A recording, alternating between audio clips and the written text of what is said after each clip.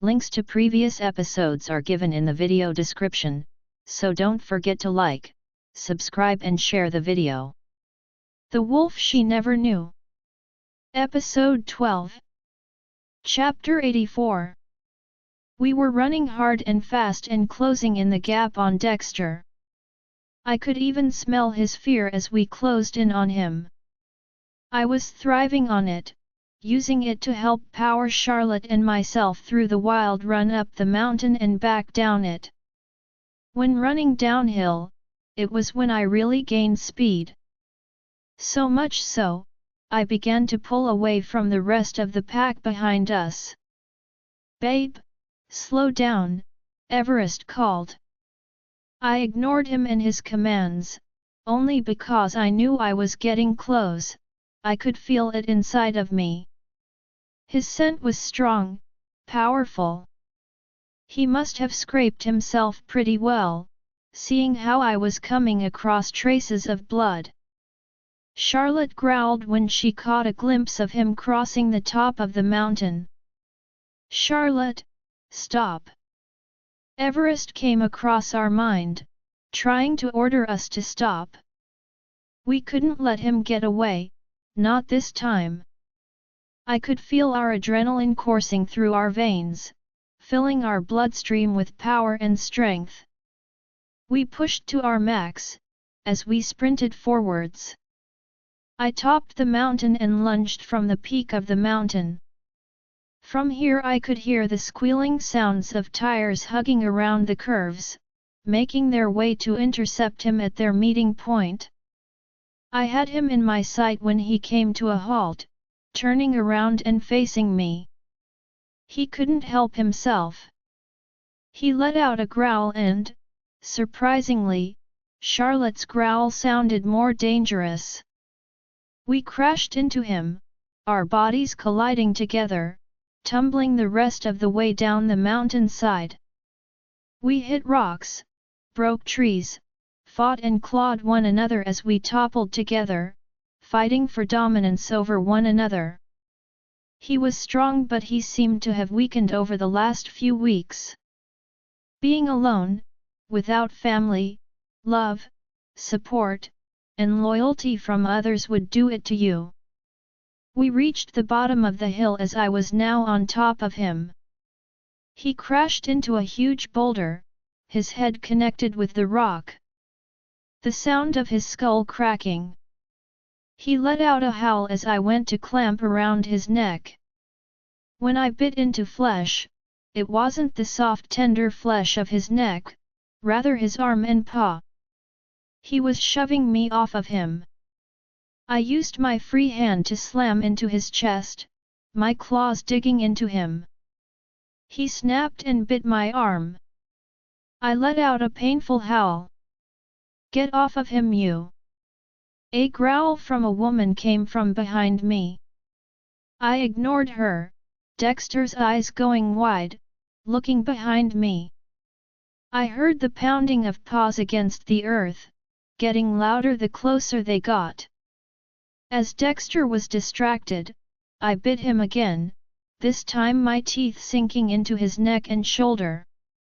A scream of horror sounded behind me as blood began pouring out of Dexter. He was still putting up a fight, but he was weak now. He locked his mouth around my arm, and though it hurt, I kept my jaws locked onto his neck. I shook my head viciously, ripping a huge hunk of meat and fur away from his body. Blood spurted out of him as he was forced to shift to his human form. He was dying, blood was pouring out faster than he could heal. I stood over him, my legs on either side of his weak and dying body, dropping his flesh next to his face, watching him closely. I felt small fangs rip at my back, and I reached behind me and saw the little red and white wolf from earlier. Fear and anger were in her eyes. I took her and in one swift motion separated her head from the rest of her body. "Avalynn!" I heard my mate's voice from behind. I turned around, still in my Leaken form, and looked at him. He was angry, nearly seething, but fear lingered behind that anger. He was worried. I understood. I knew I was in trouble, but I didn't care. I had ended it. Well, it almost ended. He was almost dead. I turned away from my mate and leaned in towards Dexter's bloodied body, whispering to him. We warned you, several times. Why do they want you? I questioned him. He gasped for air. What? He gurgled as blood was filling his lungs. Why were you helping the Witch's Council? I asked through gritted teeth. They. He coughed, blood spurting from his mouth as he turned his head, looking away. He was now looking at Miranda and Brent before he looked back up at me. They promised me everything I wanted. You, the world. Every mystical being under my command. With that I had heard enough, reached down and with one claw slit it across his neck, deepening the wound. I waited for his heart to stop beating. It was then that I slammed my fist through his chest, my claws digging into his warm and dead flesh. I ripped his heart away from his body. I held the warm muscle in my hand, looking at it. Avalynn. Everest called behind me. I ignored him for only a moment before I turned and threw it as hard as I could away from us all. I turned to look back at my mate and everyone who stood behind him. His eyes were dark as he was watching me. I shifted back to my human form and sighed. I slipped into his mind and found worry and anger. He was worried I would die before he reached us. Scared that he wouldn't have enough time to help me if I needed it. He wanted to be able to protect me and have my back in case of an ambush. His eyes narrowed at me and I held my head high. I know. I simply told him.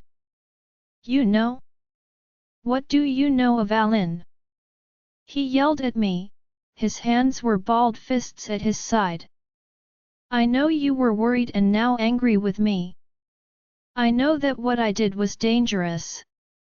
I couldn't let him get away again. Not this time. He had to die.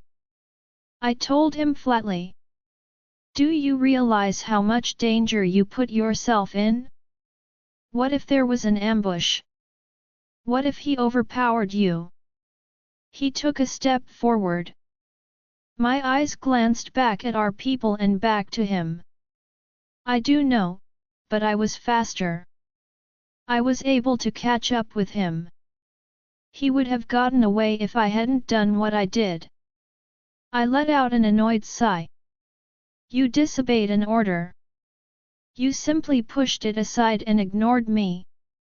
He growled. Please. I am your mate and, yes, you may be my king, but me being your mate comes first. I am the only one in our entire kingdom who can ignore your orders. Especially if I think it is best, I told him. He stomped over to me and took my face between his hands and kissed me roughly, pulling my body to his. He broke the kiss and looked me up and down. When I tell you something it is for a reason. I did not give a damn if he was able to get away. My worry was about my mate and keeping you safe. You have to understand that. I know you are skillful and powerful, but you are still delicate, my love. He kissed my now bruised lips softly. I pulled back from him and only nodded. He looked hurt that I moved away from his arms. I looked over and Brent was kneeling down by his brother's corpse. He mumbled something and then fire engulfed his brother's body. We should make sure our friends are okay. I looked back up to him and he nodded his head. We made our way over to Brent and Miranda. We stopped just behind him as Brent stood up, stepping back away from his brother's body. Did he say anything to you? Miranda asked me. Only that he was working with the Witch's Council because they promised him me and to be commanding over all mystical beings. They obviously left him to fend for himself. I looked into the flames that danced. Why did you burn him? I asked, looking between the two of them. Yes, why? I know he has done some horrible things, but we would allow you to transport his body back home. That way he could have a proper burial. Even if he did not deserve it, Everest commented. Miranda spoke then. We did this so if there were any witches around they would not be able to do a resurrecting spell on him. They could not bring him back to life. It is safer for all involved here if his body is burned and gone.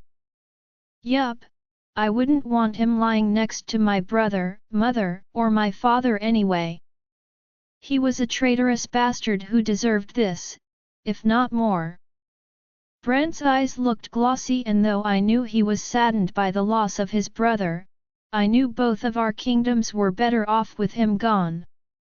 I am sorry for your loss, Brent. I told him simply. He looked over at me with a saddened smile. Though he is gone today, he was really gone a long time ago. What he did was unforgivable. Between our famines and the others he has hurt, I could not, with a guilt-free conscience, let him go free. If could not forgive him, and I could not allow him to continue to roam this earth any longer. I do fear, though, his mind was plagued by a witch's spell. That he was just a pawn in their game. I do hope that is not the case. Even if it was, I fear that this still would have been the only option. He sighed as his eyes looked back at his brother's body. We all stood there in silence the remainder of the time. We would stay here until there was nothing left of Dexter except the ashes he would soon become. His body burned down to nothing but ash, and we stepped away, walking back together talking. Miranda let out a worried-sounding sigh. I fear we may have awakened the beast. I fear that the council is regrouping and planning something more horrendous than anyone could ever imagine. I do not have a great feeling about the future. I fear more death is awaiting us. When though is the question. No one said anything. We knew she was right. The Witch's Council would not give up so easily. We would have to make sure we were all ready for a fight. For now, though, we will wait for them to show their ugly faces and train our people for what is to come. We will be ready for them, I said in all seriousness. Yes, we will be. I will be. Miranda said as she turned to look at Brent, who was smiling down at her. If Miranda could survive the transition, I knew she would make a kick-ass and powerful Leekan. Are you finally going to mark her? Everest joked with Brent, nudging him slightly. We all seemed to have relaxed now that our most immediate threat was eliminated. Well, she would have been marked yesterday, but with my stupid brother, we couldn't risk her in her most vulnerable state. We postponed it. Brent had an arm now loosely around Miranda. Ah, yes. I remember you saying something about a ceremony now that I think of it. Apologies, a lot has been going on. Everest sighed. We will be there for you both. I am sure transitioning will be painful, or so I have read. I told Miranda and offered her a comforting smile. Thanks. She smiled. I am a bit worried about it, if I am being honest. We all made our way back to the human town where Dexter was hiding out. Thanks to a new identity he made, we were able to track down his house pretty easily. When we walked inside, it was nice, modern, and had all kinds of decent things. The walls were black with a white couch, a white coffee table that had matching side tables. Both tables had grey lamps that sat upon them. The kitchen was two-toned with white cabinets on top and dark grey cabinets on the bottom. The countertops were white granite that had black streaming through them. It wasn't a bad hideout and honestly made me think that maybe he was leaving his old life behind him. We searched through all of his things for any clue as to if anyone was there or close by to assist him. I was going through one of his desks, this one located in his room, when I found some contracts. When I touched them, the strangest thing happened. My eyes rolled back into my head and I collapsed. When I woke, everything seemed to be very hazy and objects blurred around me. I sat up and looked around me. Nothing. No one was here. That's odd, Charlotte commented, and I couldn't help but to agree with her. I don't think we are in the same reality.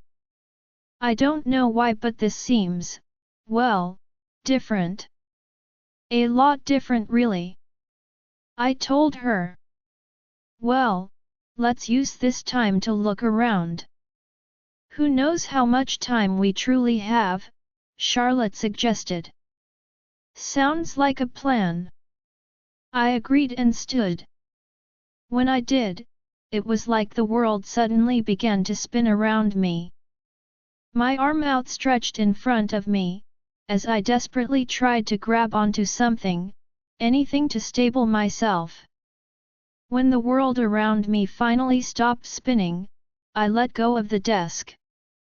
I took a step and the ground under my feet was soft. This place is giving me the creeps, Charlotte said. I could feel her looking through my eyes, looking at the world around us.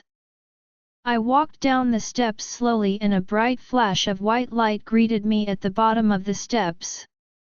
I moved to cover my eyes from the unpleasant vivid light shining in front of me. When it was gone, I moved my arms down to my side. What was that? I thought and felt Charlotte shrug, but also very curious herself. We walked around the house, looking for any sort of clue as to where we were. I picked up the papers that I had read earlier and frowned. These are the same papers I looked at earlier. I whispered. I walked around some more, exploring the house.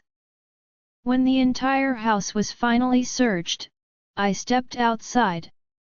The ground still felt as if I was walking on a trampoline, but I got used to it fairly quickly. What if this is witch's magic? Charlotte purposed. I am starting to think that you're right. Which is concerning because we are here by ourselves. I let out a sigh. Maybe we shouldn't stray too far away. What if you have to be close to where you began to go back? Well, maybe not. Maybe the key to coming back is in town. Charlotte sighed. We will figure it out. Let's just stay within the property for now. Maybe we will find something.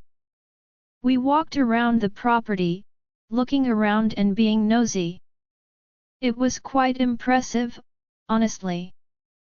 So much land and the neighbors were pretty far away. I wasn't really watching where I was going when I walked onto something hard. I stopped and turned around to find an old steel door on the ground. Well, that's not normal, Ava.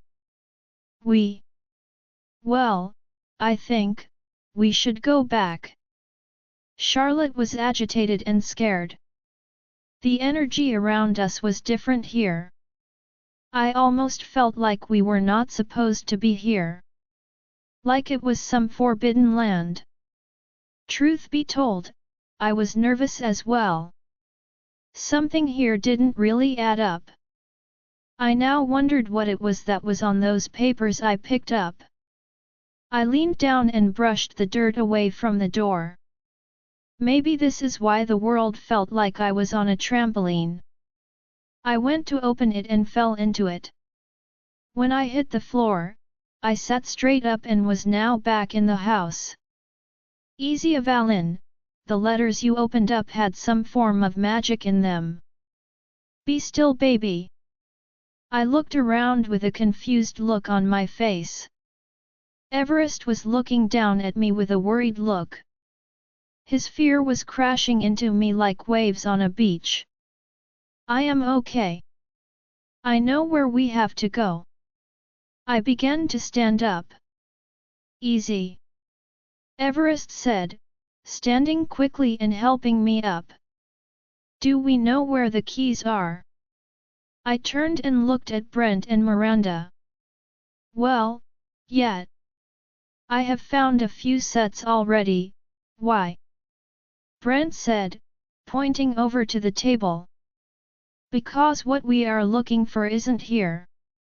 It is, but it isn't, I mean. Just, ugh. Just follow me. I stood, picking up the 3 sets of keys and walked down the steps in a hurry without any real explanation. I walked out to the shed and opened it, grabbing a shovel. The ground in the alternate reality was soft and mushy, but upon further inspection of the ground I was currently walking on, it was hard as a rock. When I walked out of the shed with a shovel in my hand, everyone had a confused look on their faces. Just come one. Trust me on this, please. I told them and walked in the direction of the steel door. I walked around as they all followed me and I used the shovel from time to time. The closer I got, the more I slammed it into the ground. Hey, babe. What are you doing? Everest asked, looking at me with a worried expression on his face. Looking for a steel door, I responded and sighed. A steel door? Miranda was confused. Yep. There was only one shovel in the shed and the door is around here somewhere. I told them as I slammed the shovel into the ground again. I would take 2 steps and slam the tip end of the shovel on the ground, moving around in a circle, making sure I got everything around me. I think I saw something that could help us find what you're looking for in one of my brother's closets. I'll be right, Brent started to say before he was interrupted. He was interrupted by the sound of my shovel connecting with the door. Aha! I exclaimed. Okay, thank the goddess above you found that because I was beginning to question both of our sanities. Charlotte laughed. Look, I know that it seems crazy but whatever papers I opened up obviously had some spell on them. It sent me to an alternate dimension of some sort, which is how I know that this door was out here. When I was out walking around the world, it felt like I was walking on a trampoline. I feel like it was like that, so when I stepped onto this piece of steel, it would have stood out from everything else around me. When I opened the door, I fell or it sucked me inside. Because when I hit the floor, I was back in our world again. So I feel like whoever gave Dexter those papers, wanted us to find this secret area. I feel like someone who works for the Witch's Council may actually be working against them. I don't know if I am making any sense or not. Maybe I sound crazy. And well, that is okay because I can't explain why I feel this way other than, why would everything that has happened happen the way that it did? I looked at the 3 of them. I believe you. Come on, let us have a look and see what is inside. Everest smiled at me. Here. I handed him a set of keys. He took them and smiled. He went through every key and none were lucky enough to match the lock that was on the door. We went through the second set of keys. Finally, the very last key on the second key ring was the lucky winner. When it made a clicking sound and he pulled the lock off the door, I yelled at him to make him stop. "Wait!" I called out, and he turned to look at me. "What is it, Avalynn?" He looked around and back at me. "What if this is bad?" I bit my bottom lip. "Like we are releasing some awful monster that will kill everything except witches." I frowned at that. I definitely was reaching for it now. "Well, if that's the case, it's a good thing we both know magic," Miranda commented and Brent nodded his head. Of course, of course. Okay. Go ahead and open it up. Let's get it over with." I told Everest and he opened the door. I found myself closing both of my eyes, leaving one to squint, my curiosity not allowing me to completely close them both. "Wow, you have got to see this, you guys!" Everest called out. "What? What is it?" I asked, walking over to him. I had to see exactly what he was looking at and talking about. All three of us gathered behind him looking down below and I couldn't believe my eyes at what I was seeing. Absolutely unreal, no wonder those papers led me here. It made sense. I couldn't believe what I was seeing. A gasp left my mouth only to be covered by my hand. I was now, more than ever, so very thankful for two things. 1. Dexter was dead, thankfully. 2. The alternate reality I was sent to. Without it, we never would have come across this. I went to take a step into the large underground steel box when Everest stopped me. "Avalynn, this may be a trap." "Don't!" he urged me and I paused. "Then why was I led here then?"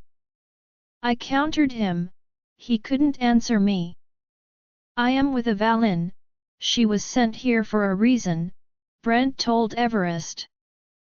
Everest let out a sigh and allowed me to go inside first. The smell was overwhelming, but I could understand, especially with the conditions that were being forced here. I was angry and sad at the same time. My emotions were swirling together like a dangerous vortex, destroying everything in its path. A voice that was so very soft, barely audible even came from the darkness below as I was stepping down the steps. "I told you she would come for us. It was just a matter of time." I looked around the room as my eyes adjusted quickly and what I saw was so very disturbing. Hands were chained together, the chains were linked to the wall. Clanking sounds and grunts were heard as the people were standing, probably the first time in a while. Who knows how long these people have been down here? "Hello," I said cautiously, and a woman, whose face was extremely dirty, offered a surprisingly warm smile. "Hello, are you Avalynn?" she asked, sounding hopeful. "I am." "Who are you?" I asked her. "I am Melissa, one of the good witches from the council," she stated. "I am so very happy that you have found us. I knew the spell I placed on those documents would do the trick." "Is it what led you here today?" She glanced behind me and smiled at them. "Wait, what?" "Well, yes, it sent me into an alternate dimension or timeline, I don't know, but the world was different." "Hold on, let's set you free." I motioned for the others to come and help. You will need to use magic to free us.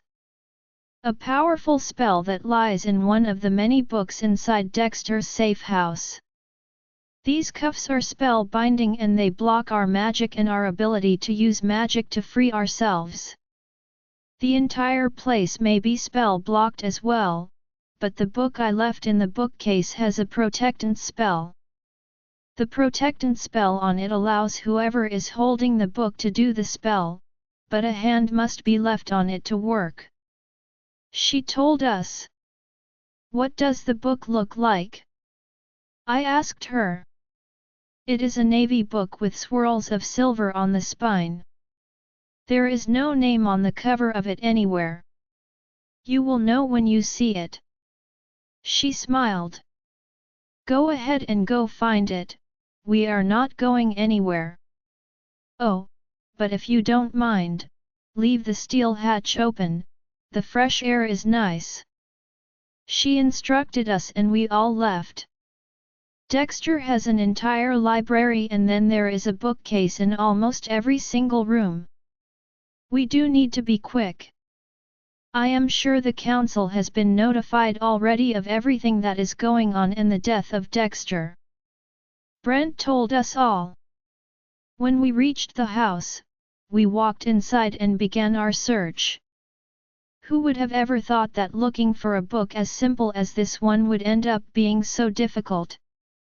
We looked and searched every bookcase twice and sadly could never find the book. We were all sitting now in the library looking around at all the books. It has to be in here. He must have found out what the book was or could have done and hid it in there. Everest motioned to the walls and walls of books. Maybe so. Maybe he could have ripped the pages out of a bigger book and hid it inside of it. If we check the entire library and come up short-handed, we will have to open every single book to make sure there is not a book inside of it hidden. Miranda sighed. This is frustrating. Dexter was too smart for his own good. I wonder how he knew this book was magic. I asked the entire group, hoping someone could shed a little bit of light, maybe get Brent to think about how his brother acted. It seemed to work as it looked as if a light bulb went off in his head. He was very particular, even when we were kids. Everything had a place, a special spot I guess? Anyway, if anything was moved from its designated spot, he would know almost instantly. He used to throw small tantrums when we were kids and my other brother and myself would mess with some of his things as a joke. If he noticed something was different he would have either found it a new home, probably here in the library. He paused as he looked around the room, thinking for a moment. His hand went to his mouth, his thumb resting under his chin, lost in his thoughts. We all sat there patiently waiting for him to continue. I ended up crossing my legs and leaning back on my hands. When he spoke again he had a smile. I know where it is. I am sure it is in the same place where he used to hide things when we were kids. He left the room and went upstairs to his brother's bedroom. We all stood following closely behind Brent as he made his way into the room. When he lifted the mattress with ease, it toppled over to the other side, knocking a lamp and a crystal vase full of fake flowers off the table with a crash. Look, here we go. He pointed to a small patch that appeared to have been sewed up recently. His claws elongated as he ripped open the box spring. Sitting there was the book that the witch had told us about. Navy with silver swirls and trim throughout the cover. Hey, that's odd. Everest, take a look at it. I don't really know what to make of it. Brent commented, flipping through the pages. What is it? Everest asked. Have a look for yourself. Brent passed the book over to Everest. Well, hell. That is odd. It's blank. I watched as Everest was also flipping from one page to the next. Really? Miranda and myself both said at the same time. Here, let me see. I asked as I stepped up to get a closer look.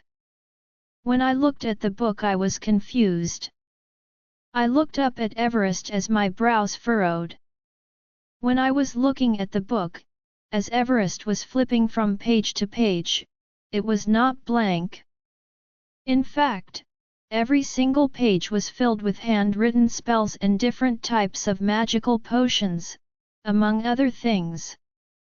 Seriously? It is full of stuff. I exclaimed. Can I see? Miranda asked. Everest passed the book over to her. I watched her open it, and when her eyes lit up with excitement I could tell that she could see everything I could. This is fascinating. This has old world magic in it. I know. I told her, and we huddled closely together, leaving the guys looking back and forth at one another strangely. Are you guys kidding? Brent asked. Clearly they're playing a prank on us. Everest laughed. No, we are not playing a prank on you two, I said. Nor are we kidding. This book is loaded with knowledge and information about spells and potions, from love to death to even healing people. Miranda commented. You guys can't see it at all? It's filled to the brim with words and photos. I asked them both and they both just shook their heads no. I bet it is protected against people who do not possess magic. Miranda told all of us. That makes sense, and I bet it left your brother confused and that is why he hid it. I would be willing to bet he was saving it there until he could either find someone to read it for him and tell him what the book was, or he was going to return it to the council. I said to everyone. We should go let them all out. Miranda said, and I nodded in agreement. We all left and made our way back to the steel pit in the ground. When we were approaching, I looked over at Miranda, who was holding the book tightly in her arms. Hey, would you mind helping me? I think two would be better than one. I told her, and she nodded her head. I turned to the men, and I think it would be best if you stayed out here, you know, kind of like a lookout or guards. They both wore a frown, but neither argued with either one of us to stay. I kissed Everest on the mouth before dropping back down into the steel pit. Melissa was standing there and looked relieved when we had returned. What took you guys so long? Well, Dexter found it and ended up hiding it. I told her. She laughed. I wish I could have been a witness when he opened the book and it was blank for him. Me too, me too. I agreed as Miranda laughed behind me. I opened the book, holding on to the left side with one hand as Miranda held the right side of the book with one of her hands. I watched as her free hand waved over the book, it flipping to the spell we desired. Oh nice! I told her, and she smiled. Okay, you going to both do it then? Melissa asked, and I nodded my head. Yes, she is a strong witch. I figured it would be best if we both did it together. I told Melissa honestly. Excellent. Speak your words clear and strong. She stepped away as her and others backed away from us. We spoke the words from the book, tongue-tied rhymes, leading us to what we were seeking. When the chains clinked and dropped to the ground, shouting was heard throughout the room. You were right, Melissa, the prophecy you told everyone that day at the gathering does include them both. They are the ones. A young girl with chestnut brown hair spoke. Thank you both so very much.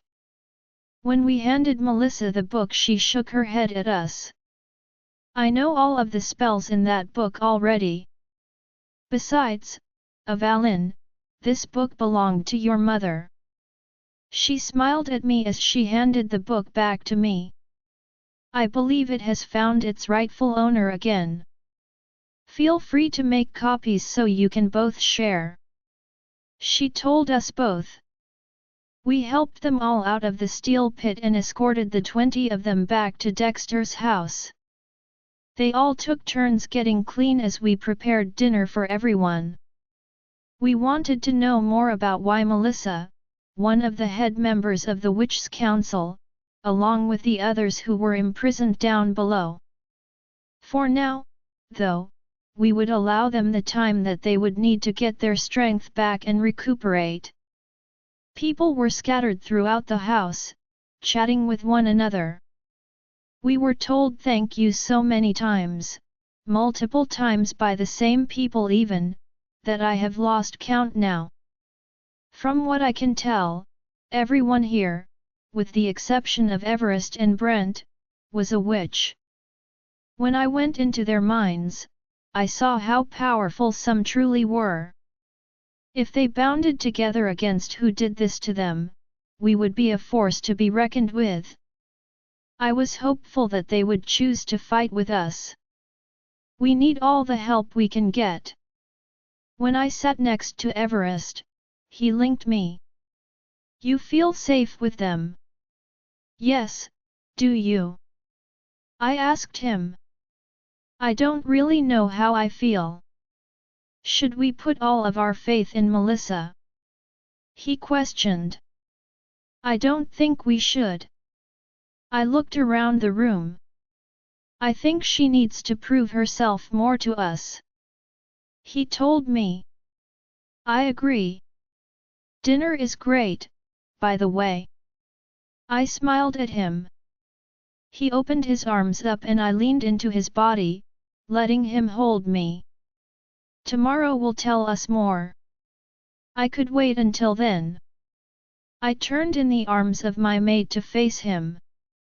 I studied his handsome and peaceful face in the dim light as the shadows were still lingering in the room we were in. The shadows made him appear more mysterious, especially with the nice beard that was starting to come in. His arms tightened around me and I smiled.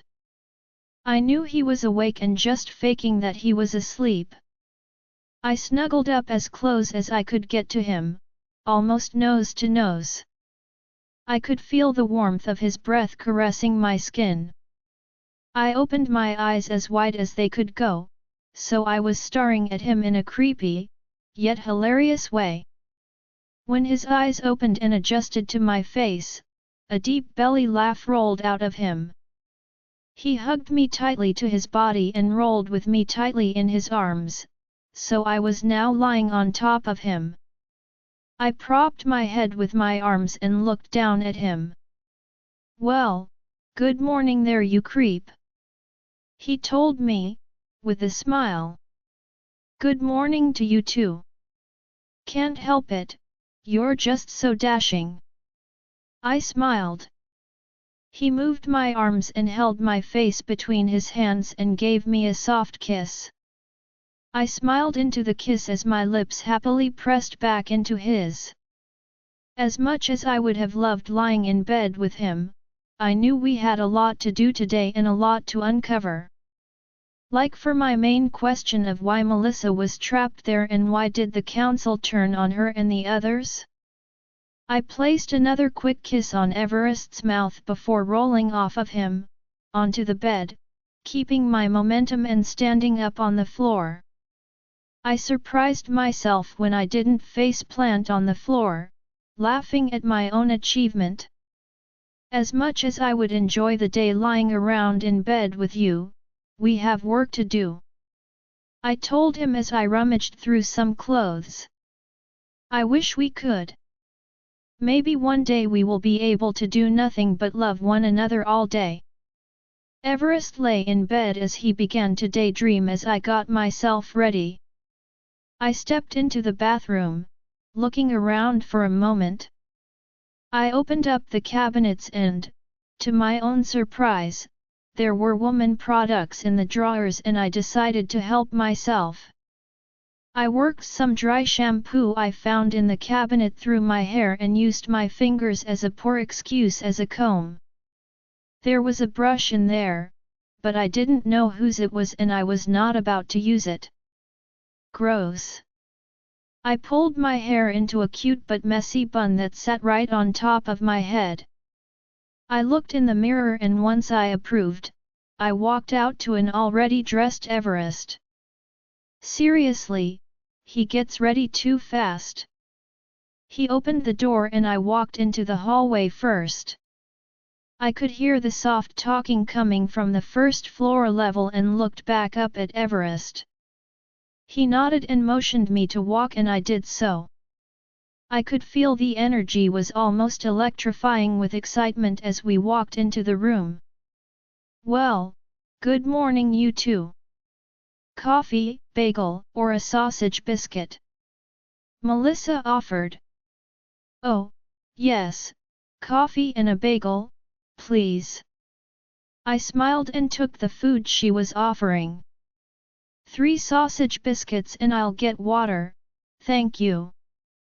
Everest said, moving to open the fridge, opening it up and pulling a bottle of water out. Melissa pushed over a paper plate that had 3 large sausage biscuits on it and we ate our breakfast. Once we were finished, we threw away our trash and sat down at a table where Melissa and Miranda were chatting. So, let's get to it, shall we? Melissa turned to Everest and myself and began telling her story of how she became trapped in the steel cell of hell, as she called it. Melissa POV. Well, where should I start? I pondered thoughtfully, thinking of where a good place to start would be. Should I start with Avalynn's parents seeking help or skip that? I had heard Avalynn was gifted but was unsure what her gifts were. I knew her mother had possessed powers herself and was a very powerful witch. Her mother was to be one of the head members until her mate came along, marked her, and that was that. Well, or so everyone thought. You can just start when things began to change in the council and you didn't agree with the actions that were being taken. Avalynn smiled at me and her big brooding mate, who was angled behind her with his arms crossed, sat behind her. Those judgy eyes made me feel a bit nervous.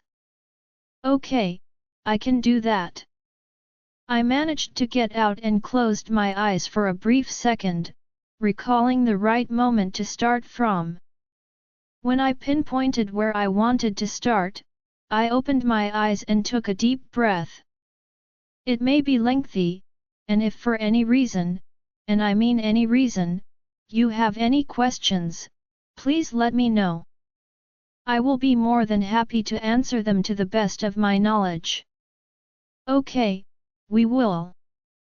Avalynn's voice was soft-sounding and she gave me a reassuring nod.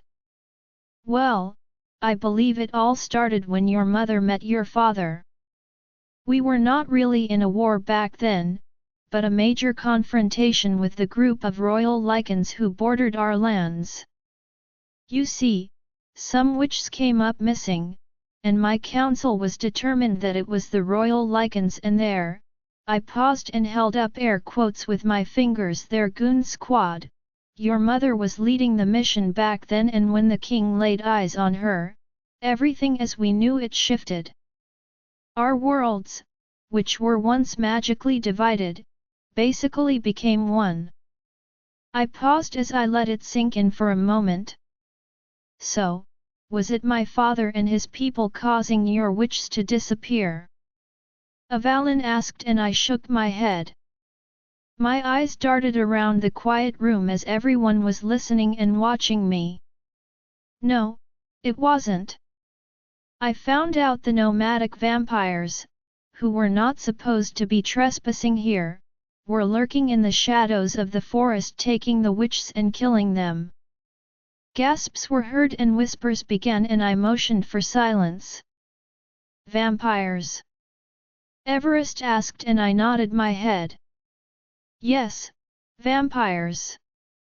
They thought because Avalynn's father's kingdom was so small he could not only take over it, but cut them out of the picture and allow the witches to do that for him. Well, when your mother was on her mission she crossed paths with your father. He fell to his knees in front of her and begged her to hear him out. I remember her telling me that there was some kind of weird pull. Like magnets pulling her to him. She believed him when he told her it wasn't him or his men, to his knowledge, doing such things. He confessed that she was his mate and she knew he was telling the truth. Especially considering she was a thought reader. She could slip into his mind and read his most inner thoughts. They nearly overwhelmed her with how he was thinking of her inside. He wanted her, he wanted to take her right there, and he wanted to mark her. It almost made her run, except for the part that he would not give in to what his beast was wanting. He would not force himself on your mother and would win her love in another way. He would step back and tell her the truth about how she was his mate, how he wanted to prove to her that he would be by her side and love her forever. Ah, that sounds a lot like us. I heard Miranda whisper to Brent. I watched him lean down and placed a soft kiss on her forehead. So my mother was a witch and my father was a royal leakin. Avalynn captured my attention again. Yes. The stories you may have heard were untrue. The stories about how he marked her immediately and never let her return are all inaccurate. In fact, he courted your mother for a few weeks and they had a small and intimate ceremony. Your mother told him about a week after they met how she was a thought reader and knew he was telling the truth the entire time. Your father didn't care and loved her all the same. They fell in love, he marked her, she became a leakin after a painful and grueling process of transformation. She was able to keep her ability as a thought reader, though it didn't work on everyone. I let out a small sigh and took a sip of water. So, how did Dexter become involved in all of this then? Everest sat up in his seat, leaning forward, his elbows now resting on the table as he looked at me. That would be from the works of Sophia. I told him. Sophia? Miranda asked confused. Yes, Sophia. She can put on one hell of a front, but don't let it fool you. She can and will double-cross you when she wants. When she wants to, it's usually for her own gain. My lips tightened in a straight line and my brows came together in a frown. She has a power called truth manipulation. It is a very rare form to possess and she never told anyone she could do such a thing. How did you figure it out? Miranda leaned up in her seat some. Well, I have a friend who makes a special blend that you can put in lotions, teas, rings, bracelets, or necklaces. Her family has a grimoire that has a potion for it in there. She made me one and when Sophia tried to manipulate me, I figured it out. Luckily, my friend had warned me of her suspicions so I just kind of went along with it. But, with that said, I feel like she manipulated the truth for Dexter and had him under her spell. No one ever thought to tell him or give him anything. Brent snarled and I could understand his frustration and anger. We did try. I told him and he stood and walked out of the room, not wanting to listen to anything further. I really should not have skipped ahead. He will understand better when I get to that part of the story. I let out a soft sigh as I watched Miranda stand and go after him. I could tell that they were going to be good together. Well, this is probably a good time as any to take a break, really. Let's take a few minutes and whenever everyone is ready we can sit and I will tell you all the events that led us all here today. Use the time to get fresh air, stretch, drink something, or get a snack. I smiled and stood as I watched everyone leave the table, walking outside. I could hear Brent going off about the information he learned and how he regrets his brother's murder. I sighed to myself before taking a sip of water. Melissa POV. I sat back down at the table and waited for everyone to return. I sipped on the water I had taken from the fridge. The other witches, some who knew the whole story, stayed inside, giving space to the lichens and the young witch that was with them. She, from what I have gathered, was Brent's mate. She was calming him down and I was thankful that she was here with us. The look in his eyes looked as if he was ready to murder everyone here. I hoped that he would come back in and listen to the remainder of the story, because though it sounded as if his brother was innocent in a mind game by Sophia, he truly was not. The sound of the front door closing had me lifting my head up to see who would be coming in first. I watched as all four of them came in and sat down at the table. I cleared my throat before speaking. Are you all ready to continue? Yes, I believe we are, Avalynn answered. Okay then. So going back to your mother and father. I paused, trying to remember where I left off. Ah, yes. Well, see, your mother and father were mated. Your father never kept your mother away from her friends and family. In fact, they came to visit her home a lot. They even invited us to come and stay with them on several occasions. Anyway, Sophia was jealous of the life your mother was going to be living and wanted it for herself. She tried to alternate the truth and mess with the mate bond.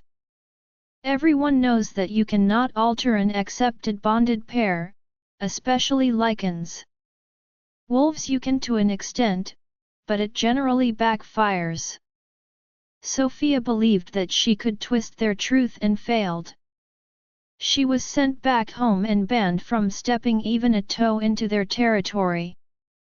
If she did, she would be seen as a threat and taken out.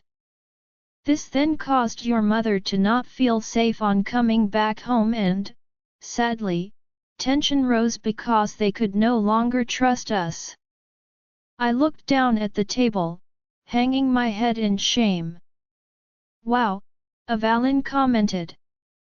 So your mother became a lichen after the long change and she was everything her kingdom needed her to be. She was kind, loving, and put her people first. Now, while your family was living their lives, Sophia had come up with a plan of revenge. She wanted to squash their happiness in any way that she knew how. So, when she crossed into the southern territory she was met by the warriors who took her to see your father. I looked at Brent, my gaze never faltering. In fact, you may have remembered her under her different name Cassandra. I watched as his eyes widened. C.A. Cassandra? No, she was a maid that lived in our house. Brent was shaking his head. One of the other witches handed me a photograph of Dexter and Sophia together recently and I slid it across the table to him. I watched him pick it up and then crumble it in his hands. Yes, she is very good at the game she plays. She kept her identity a secret for many years. She worked your family to fit her agenda. She started the division from the Northern Territory and Southern Territory. She went out one night and poisoned a bunch of warriors and left a note saying it was from the Eastern Kingdom. This obviously created the distraction that she needed and, with tension between all the kingdoms, no one wanted to help or aid one another. I took a sip of my water. Now, around this time this happened, Avalynn was just a few months old. Sophia went to Dexter and told him how she was a very powerful witch and she saw a prophecy about how Avalynn was to be his, and if he didn't get there first, to warn the family to remove her, all would be lost. She made him swear to keep her secret and he swore to take her secret to the grave. So, your brother left on his own and made the journey there. He warned your parents that war was coming and, if they wanted any life for their daughter, to send her somewhere. He told them their small kingdom was going to be completely demolished. I looked over at Avalynn who was now leaning against her mate, her eyes began to water. This is where the story your father told me about comes into play. I listened to Avalynn whisper to her mate and he nodded his head, his arm wrapping around her like a protective blanket. So they left you in a random wolf pack without any explanation and, from my understanding, a note addressed to the alpha of who you were and to keep your identity hidden. Somehow, through the well-hidden Sophia was still able to figure out where you were. Dexter and his friend invade the pack to take you but was met by their warriors. Lives were lost from the wolf pack and they bolted. Not before he could see you though. You were still young at the time, just a kid, and he had just received his leak in a few months ago. He, for whatever reason, thought you were older and left. If I understand correctly, one of the wolves that died was your father. I asked Avalynn.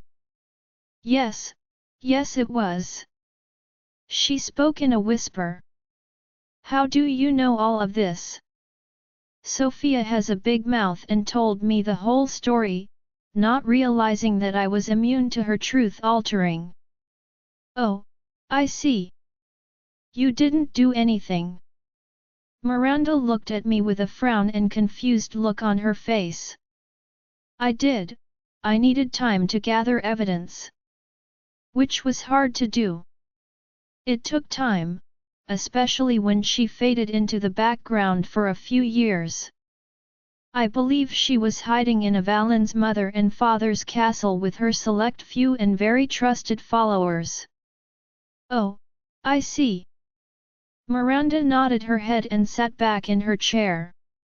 When Sophia finally emerged out of the shadows, she manipulated Dexter and his buddies to storm the wolf pack. Your mother died, and when he saw how devastated you were, with your mother's death, he couldn't handle it. He had hurt his mate in his eyes and left. When he went back to Sophia to report the news, she used her magic against him. She held him captive and warped his mind. During this time, you have been mated to someone twice. When she set him loose, his only objective was to find you, capture you, and take you as his own. Seeing how he never marked you means that side of him, that knew that it wasn't the truth, was fighting the side she manipulated. He was told all his life you were his mate, and to see you mated to Everest made him lose his mind. He was angry and confused. I am just glad that you were saved from him. I took another sip of my water. Sophia eventually came clean when things started going south with her plan. Dexter went crazy and wanted what was promised to him. I nodded over to Avalynn. He wouldn't stop, and Sophia was always following close behind. He told her he would destroy everything and everyone who stood in his way, and so the destruction of the Northern Kingdom began. Around this time I had been debriefing other fellow witches on what the situation truly was. When I was in the middle of passing out the serum and herbal blends my friend had been making to help protect against Sophia, she took us out, one by one. Some she murdered, others she captured. It just really depended on her mood. She went to the rest of the council, bent the truth and tried to frame me and the others. Then she handed out our sentences and eventually put us all in that steel hell of a box. She was planning on torturing us one by one until someone came forward with who was working against her. She called it the better life for all. But really, we all knew it was for her. It was all for herself and trying to be the queen over the witches and other magical beings. She got in too deep when you think about it. When Dexter came back here, to this safe house of hers, after being defeated she offered him a deal. He would be her king if he would mark her. I was in the next room over, handcuffed, with my magic depleted, I was left listening to them. She offered him the life he dreamed of, everyone would be under him. That her prophecy was misinterpreted, it was really to be both of them together. He didn't want only her, he still wanted you too. She eventually agreed to him to be his mistress. He told her if she harmed you, he would murder you. She laughed and when I heard bones cracking in his shift, is when she agreed not to touch you, ever. What about the papers that led me to you? Avalynn asked me. I did that before we came here. I got a hold of them and placed a spell for only you. I didn't know where exactly we would be but if I was still alive the spell would bring you to me, to not only save me but the others. I told her. Well, where is Sophia now? Brent asked me. She made a trip to the council to tell them she had the traitors captured. I told him. We need to leave here immediately then. Everest stood up. I agree. We need to leave this place. When she comes back she will still be expecting Dexter and all of us to be captured and in the steel box. I told them all. We leave in a few hours. I will have a few planes arranged to take all of us back to my kingdom. Everest told everyone. Very well, Brent commented and nodded his head. You should really mark her and soon. We might need her strength and abilities sooner rather than later. I told Brent and Miranda. I agree with her, Brent, Miranda said to her mate and he took her hand, kissing the back of it and pulled her closer to him. We all left the table and I hung around my friends watching as the Lycans made their plans. I felt hope and saw freedom in the distance. I knew that while we were all working together we would surely be able to succeed. We would need to work together as a team and agree on how things were going to go for us all. Not coming together as one could be catastrophic. While the Lycans got all of the things in order, I got all of us together. Venturing into the territory of Lycan could be difficult for a lot of my people. Lycans and witches don't really get along. We would have to, for the sake of everyone.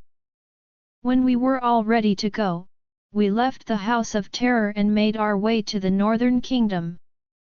Avalynn POV. A lot has happened over the last few days. Melissa and all of the witches were coming back to our kingdom to rest and to figure out exactly what was going on with the council. I mean, they had a pretty good idea and I did too when I slipped into Melissa's mind and saw exactly what she and the others had been through. It was absolutely horrible the way they were treated by one of their own. Brent was having a hard time with the fact someone so close to his family, other than his brother, managed to completely destroy it. I sighed and looked out the small window of the plane. We were so high up in the air, above the clouds even. It was pretty neat. When we finally reached clear airspace, I looked down at the land below. I felt the warmth of his body next to mine. His hand moved to rest on my thigh, giving it a light squeeze. "Are you okay?" Everest asked me softly. I turned my head in his direction, my hand moving to rest on his, as I nodded my head before speaking. "I am. Are you?" He smiled and moved his hand to hold mine, bringing it to his lips. His lips grazed the back of my hand softly as he kissed it. "I am just fine." I laid my head against his shoulder and closed my eyes. I didn't mean to, but I fell asleep.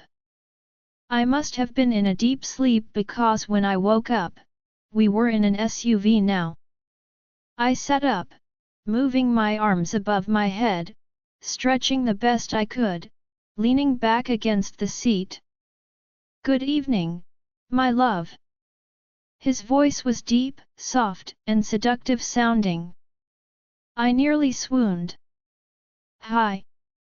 Where are we?" I looked out the window but it was dark already. "Close to the border of the kingdom. The witches are behind us on a bus." He pulled me towards him. "Oh."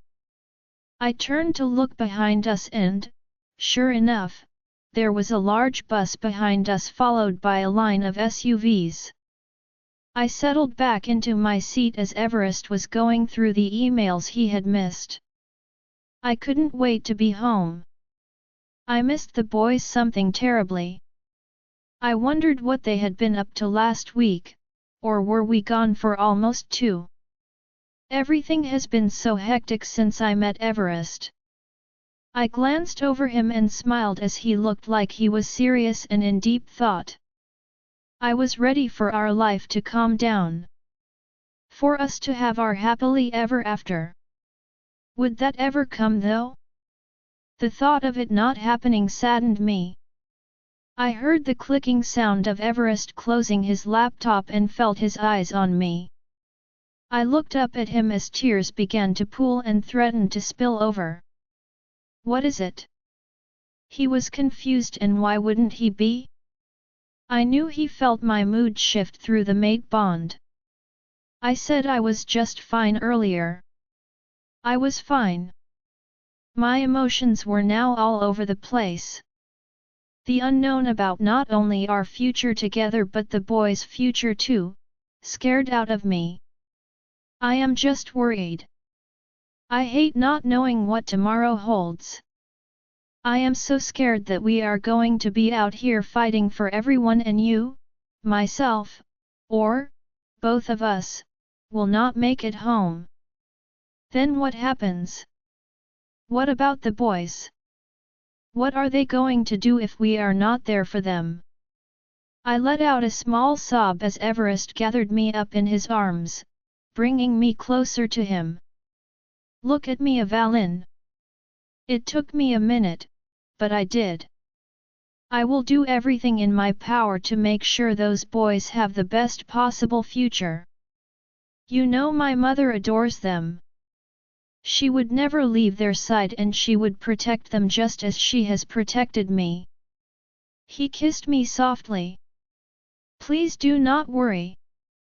I returned the kiss and nodded my head. "I trust you." He smiled at me and held onto me. I gave him a small smile and laid my head against him. I listened to the beating sounds of his heart. The thumping sound it made in his chest was oddly relaxing. I felt his hand as it traveled up and down my back. I took a moment, closed my eyes, thanked the moon goddess for such a blessing to have a wonderful man in my life. My life, even with all the many struggles and obstacles I have faced, was something I was grateful for. I wouldn't change my fate. I felt the vehicle slow as we approached the gate. I don't know why, but something felt off. "Stop." Not realizing I had said it out loud, I frowned when the vehicle stopped abruptly. Everyone inside turned to look at me, with a knowing look on their faces. "What is it?" Everest looked at me. "I am not sure," Something feels, I don't know, off.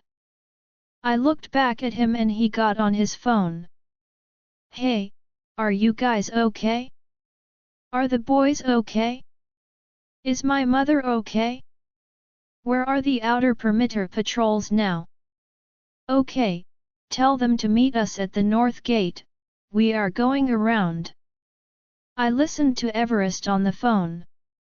I could feel the uneasy feeling I got back in the beginning. Someone is watching us, currently. I just knew it. I closed my eyes and centered myself, reaching out, searching for the unknown mind. When I found it, I saw that it was from a dark and twisted mind. I slipped into it and was immediately shoved out of their thoughts.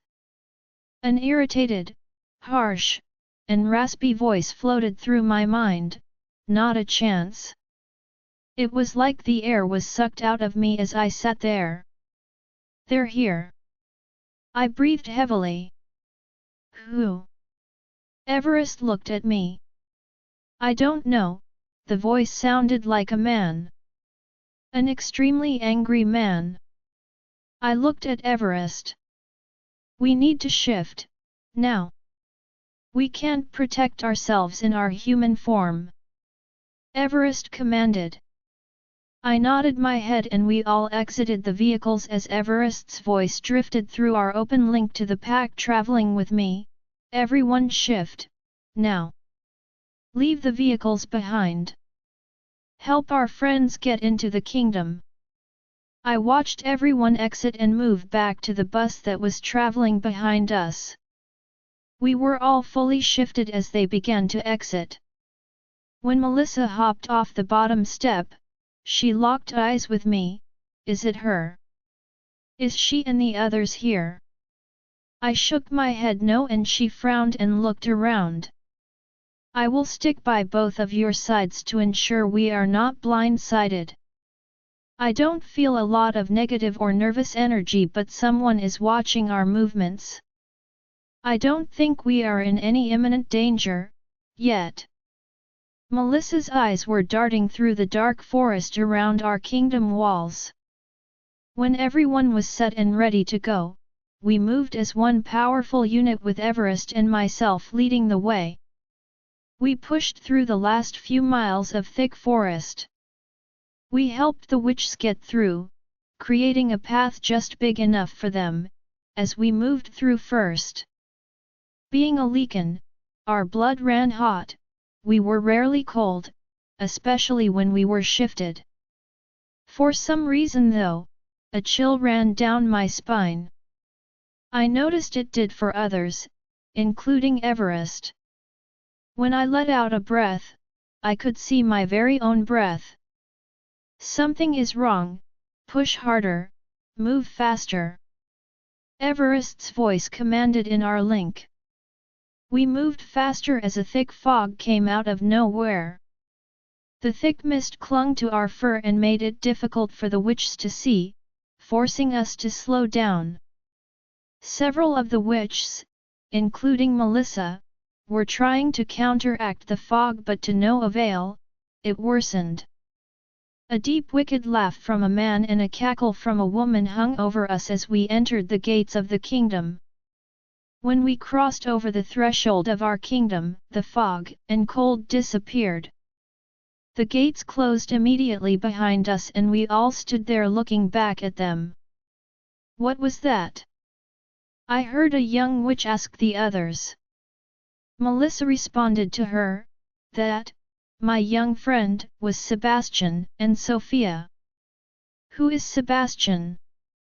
Everest asked and I was wondering too. Melissa let out a sigh, Sophia's powerful crazy brother. He murdered a bunch of humans about 20 years ago to get what he wanted. We all thought it was just empty threats, until he took out an entire small town. It made national news.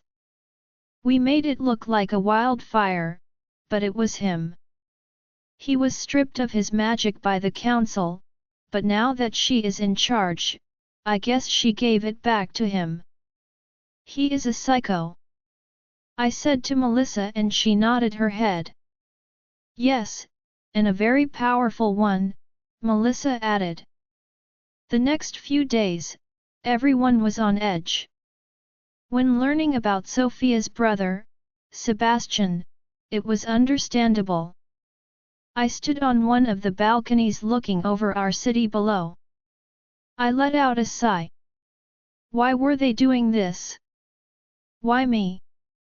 I couldn't understand what they could possibly want with me, other than the prophecy of me bringing all kinds of magical beings together. I was lost in my thoughts when Melissa began talking to me. Have a plan? She asked me. No, I don't. Do you? I looked over at her. Yes, but also no. She let out an obviously stressed laugh. How are your people getting along? I turned to face her more. They're doing well. Your people have welcomed us all with open arms. I know that is difficult to do, but they trust their king and queen to do right by them. They know you wouldn't have allowed us to be here if we were dangerous. Melissa gave me a warm smile. Good, I am glad. You're right though, I would never allow anything bad to happen to my people. Well, as long as I can help it, anyway. I would fight tooth and nail and risk my very own life if it meant my people could live happily and comfortably. I looked down below with a small smile on my face. I saw all three of my boys laughing and cutting up. That is admirable and makes you a great leader, and an even better mother. Melissa reassured me and lightly patted me on my back. Come on, let's discuss our non-existent plans. Well, better yet, let us make some plans together on how we are going to handle this whole situation. Other than the main plan of ending them. She offered me a warm smile and I nodded my head. We walked together into my office and I sat behind my desk and looked across at her. So, what are we going to do now? How can we go about this successfully and with as many lives intact as possible? I thought aloud with a frown now on my face.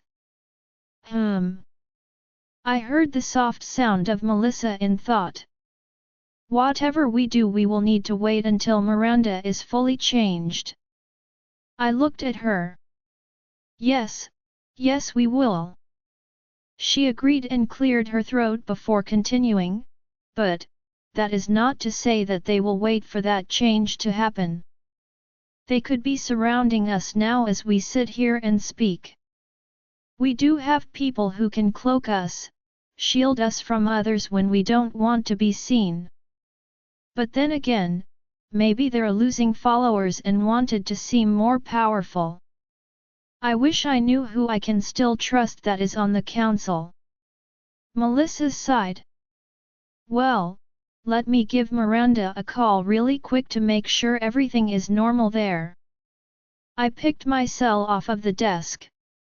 I went to her contact name and pressed the call button. The phone rang 5 times before I heard her voice at the other end. Hello Avalynn. Is everything okay? She seemed happy to have received my call and it caused a small smile to tug at the corners of my mouth. Well, yes, and not exactly. Here, let me place you on speakerphone. I am here with Melissa. I pulled the phone away from my face and tapped the speaker option and placed the phone on my desk, right in the middle. Melissa moved to the edge of her seat to sit closer to the desk. Okay Miranda, can you hear us? I asked her. Yeah, so what is going on? What happened? Miranda asked. Well, Sophia and Sebastian happened. I sighed. Who is Sebastian? Miranda questioned, and you could tell by the sound of her voice she was curious yet confused. Melissa spoke this time. Sebastian is Sophia, well, Cassandra's brother, who is not the least bit stable. Oh, I was afraid of that.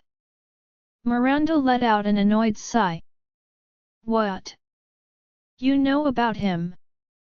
I sat forward in my chair a bit. Know of him? I know him, you guys. I didn't know who he was at the time of knowing him.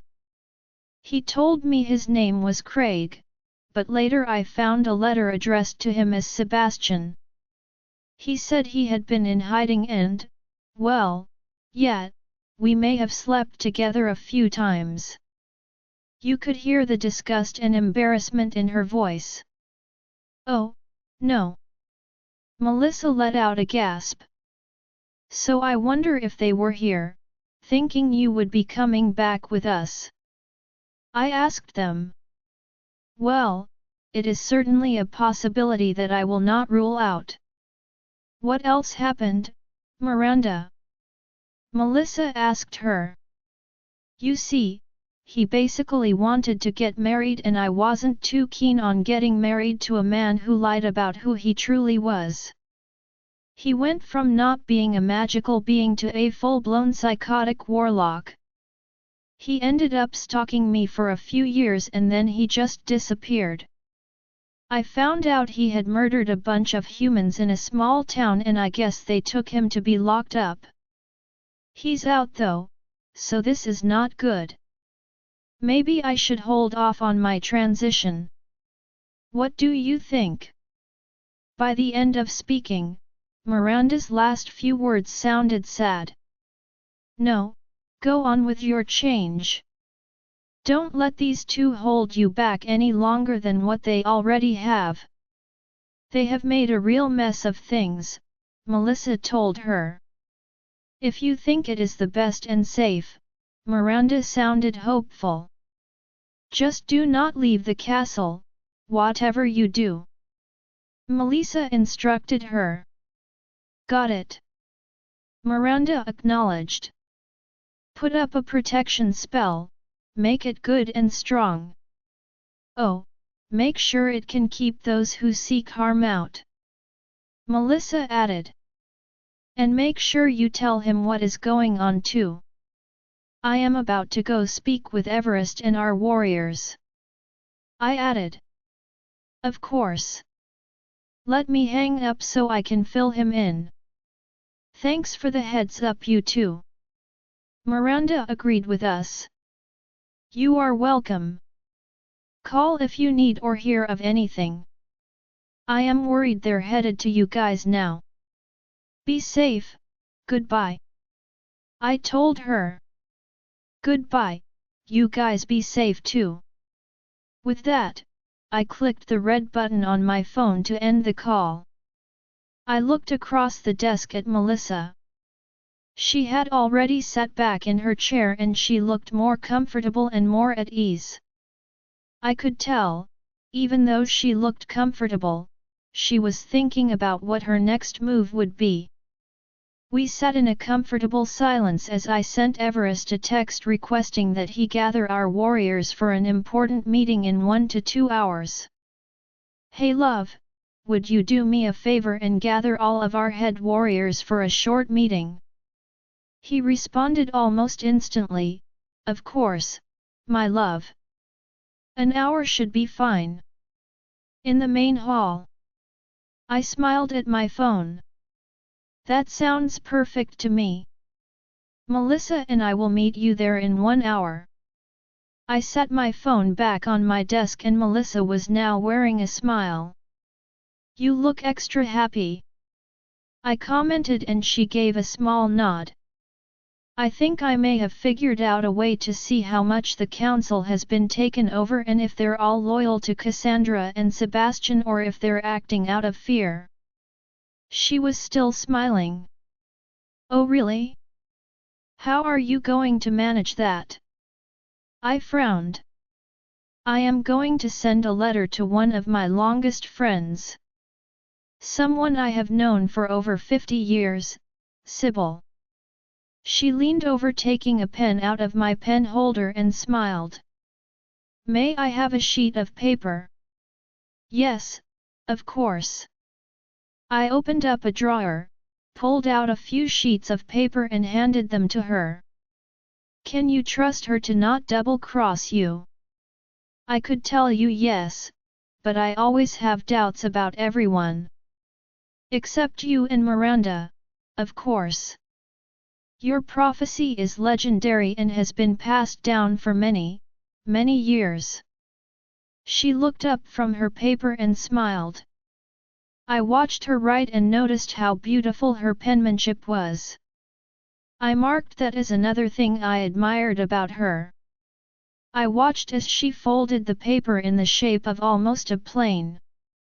She snapped her fingers and it was transformed into a beautiful little finch that had the markings of a strawberry. Wow, what a unique-looking finch! He looks like a strawberry with his markings. I smiled as he hopped over to me. I held out my hand and he fluttered his wings and sat in the palm of my hand. That is exactly what he is. He is called a strawberry finch. They're not native to the area but they are beautiful. I watched her lean down and whisper, "Now you beautiful little bird, take the words written in you to who they're intended for. Fly strong and fast. Do not get caught. If you do, self-destruct into the flames that bind you." He hopped off my hand and flew over to the window that was behind me. I quickly moved to open it as I watched him fly away to complete his mission. Well, thank you for your guidance today. It was very helpful, not only for me and my people, but the South as well. I need to head to this meeting. Would you like to attend? As I was already standing, I pushed my chair in and looked across my desk at her. Melissa stood and shook her head. I thank you for the invitation, but I had best get some food into my system soon and rest. I have a hard time sleeping at night. I also want to check on the spell over the castle that we have set. She bowed her head to me and left the room. I put the paper back and walked to the main hall where they were all waiting for me. I walked into the hall and looked around the room. The silence was deafening. Heads snapped in my direction as everyone's eyes were glued to me. As I passed by our warriors, they bowed their heads to me, only standing after I passed by. I approached Everest and moved into his arms as they wrapped them around my waist. His lips pressed against mine softly as I smiled into his kiss. I pulled away and turned around and faced our crowd of head warriors. Good morning everyone. Thank you for gathering here on such short notice. We have some news on the recent activity and we are coming up with a plan on how we are handling the situation. Every station will need to have double the number of warriors. One group at each station will need to stand guard at their posts while the remainder do a perimeter run in their designated areas. Swap every few hours until the shift is over. Meanwhile, we are coming up with a plan to assist the Southern Kingdom. We have good reason to believe that our neighbors will be under attack next. They were here for us, so we shall be there for them. I looked around the room after I spoke to them. Mumbles and whispers could be heard as the warriors exchanged thoughts. Everest's arm brushed against mine as he stepped forward to speak. Everyone will be expected to pick up their new posting assignments and then hand them out to your current teams you will be stationed with. I will have a special team to lead our people out to our bunkhouses outside of the kingdom. People erupted in discussion. Wait, we are moving out of the kingdom. One asked us. My eyes glanced at Everest as another shouted, "This place will protect us." My teeth clenched, my blood began to boil. I could see him getting angry, and when he went to talk, another asked, "This for the south? Maybe we should hold the witches here accountable." I let out a small growl of frustration at the outbursts. Everest let out a thundering growl that sent shivers down my spine. His growl masked my very own, and I watched as everyone immediately kneeled before us and had their necks bare to us. Order was restored promptly throughout the group as Everest cleared his throat. There will be absolutely no more outbursts of that nature. Anyone who threatens the 30 witches that are now living among us will be outcast and no longer a part of this kingdom. With that, you will only have 24 hours to leave these lands. If you choose not to, you will cease to exist. Does everyone understand? Everest's voice boomed across the room. In unison, everyone responded, "Yes, my king." Just like that, we were back on track. There will be a group of warriors who will be assigned to the movement detail along with 4 witches. These witches will place a cloaking and protection spell over the group to keep everyone hidden. 2 hours, gather what you need. We will be moving our people in 2 days. Disperse. Everest let out a sigh as he turned to look at me. I offered him a subtle smile as he appeared to be pleased with himself. "Come, my love, let us discuss the plan together." His arm extended out towards me. I glanced down at his hand and took it happily with my own. Our fingers laced together as he led me to his office. We walked in and we sat down at his desk. "So, we need to go south.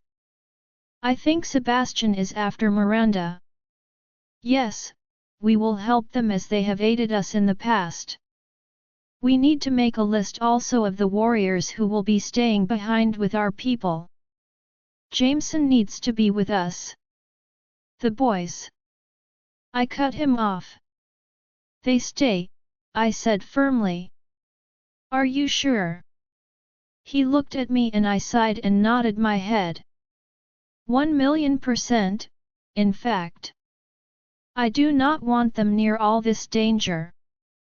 I sighed, running one of my hands across my face. I know it is not going to be safe, but I feel like we are in and out of their lives. He let out a big sigh as he leaned back in his seat. I moved over to his side of the desk and spun his chair around. I looked down at him as he looked up at me. I moved to sit in his lap, hanging my legs over the right arm of the chair. I placed my lips on his and kissed him. His lips pressed back against my own. "Everything will be somewhat normal, eventually. Then, when we are all normal, we will have many more babies and be a happy blended family." When he smiled, I leaned in and kissed him again. His arms wrapped around me tightly, bringing my body close to his. His chest vibrated as his tongue darted out. My tongue greeted his and pressed against his. They tangled and danced with one another. A knock sounded from his door and I pulled back from him. I moved to stand and straightened out my top. I moved to stand behind him. "You may enter." His voice sounded gruff. Melissa had slowly opened the door, stepping into Everest's office. She bowed her head out of respect before moving towards us. Everest moved his hand to the chair, offering her a seat. "Please have a seat. I am glad you're here. I was just about to send someone to get you." Everest had a smile on his face. "Oh." Melissa looked up to me and back at him. "Yes, we were wondering which witches you would like to have stay behind to do a protection spell and cloaking spell to keep everyone safe that cannot fight." My head tilted slightly as I watched her movements. She pondered for a moment. "You want 5? Yes, is that enough?" Everest responded to her. "More than enough, could probably use 3 honestly." "I get it, though the other 2 are for emergency protection." Melissa shrugged her shoulders a bit. "Yes, that is correct." I smiled at her. "Okay, well, we can have Mary Bell, Gertie, Maggie, Stevenson, and Axel stay behind. They're strong enough to offer the help you need. They all have unique gifts to offer if something was to happen while you were all away.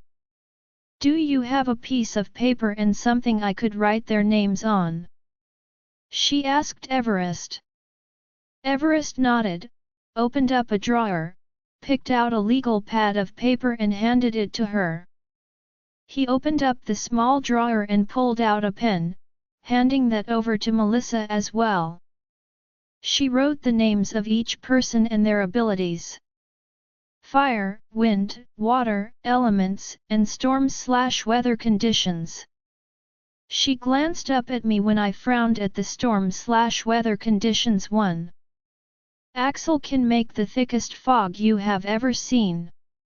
It has even taken the sight of wolves, giving our people an upper hand when we are under attack." "Oh wow, really? That is a pretty cool gift to have," I commented. "It really is. I wonder if it would work on lichens," Everest commented. "I don't know. We have never tested it out before. Never needed to. Lichens, although arrogant, have never really caused us too much trouble in the past." She gave a half smile. "If you would please excuse me, I will go inform the 5 that they have been selected to help protect the weak and young." We nodded as she stood, leaving the room. I moved around the desk after the door had shut and sat down on the chair that was across from Everest.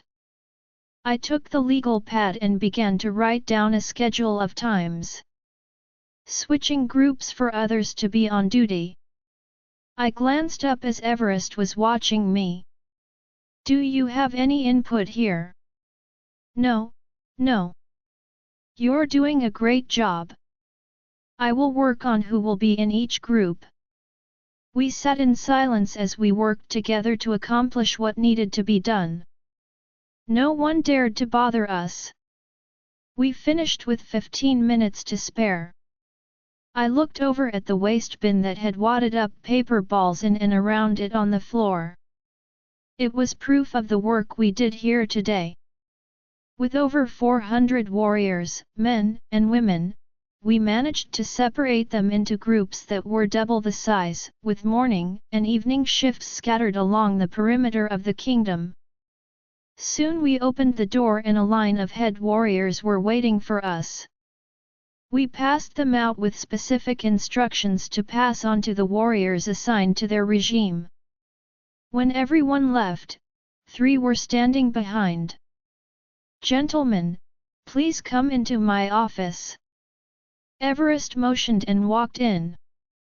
I followed behind him and the men followed directly. Everest sat down as I stood behind him. "I am sure you 3 are wondering why you did not receive details tonight." "Yes, Your Majesty," one of the men said. "It is because you 3, along with your group of lichens that have been assigned to you, will be leading our young and weak to our hidden bunkhouse. You will also have 5 powerful witches to help you stay safe and have your backs. You will be transporting my sons as well. Whatever you do, whatever happens, Cooper, Derek, Jordan, you are in charge of getting our boys to safety. No matter where that may be. You get them out. Is that understood? Everest gave the command. I watched as Cooper nodded his head. Of course, my king. I will make sure no harm will ever come to them. Derek and Jordan bowed their heads and both said yes, Your Majesty. Good. I smiled at them and handed them a list. Please make sure you say your goodbyes to your families that will not be traveling with you tonight. You and our people will be leaving tomorrow for the bunkhouse. Thank you, that is all. I dismissed them, they bowed to us both and turned, leaving us. Let's go make the announcement, Everest sighed. Soon opening the link through the entire kingdom. My people, I need everyone who is able to gather in the courtyard to be there in 20 minutes. This is a mandatory gathering. He cut the link and stood. Let's go. He stood, took my hand in his and we went to go tell our people of our traveling news. Those who were able to fight would stay behind while the rest would leave them behind. We would have a full day of training up on basics. Luckily, no matter the age, Lycans retain moves rather quickly. We waited for everyone to be gathered. Once everyone was there, Everest gave his speech to our people. He filled everyone in on what was happening and why we were doing what we were doing. He informed them of the move to the bunkhouse for safety precautions and the relief on the elders' faces when they heard 5 powerful witches would be going with them, pulled at my heartstrings just a bit. When he was done with the speech, we walked over to the boys.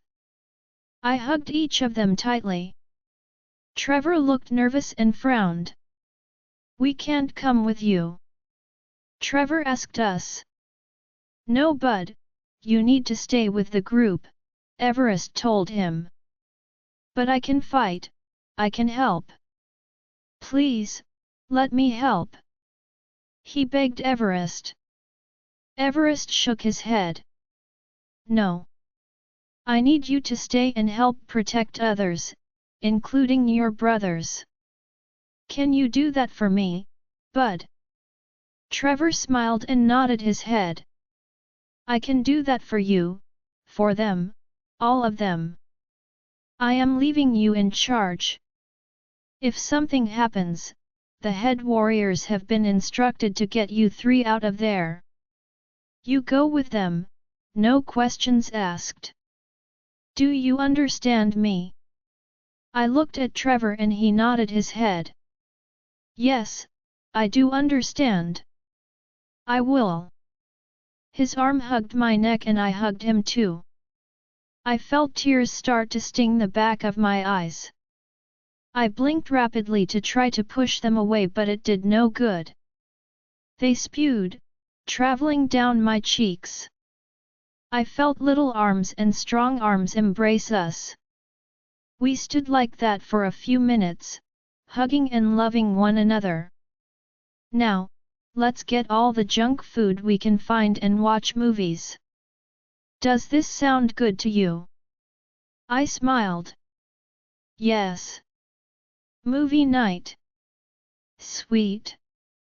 Trevor took off back inside, his younger brothers hot on his heels. We followed right behind them and made it a point to enjoy our night with them. Join our Facebook and WhatsApp group for more updates, link is given in description. Rest audiobook will be continued in next episode.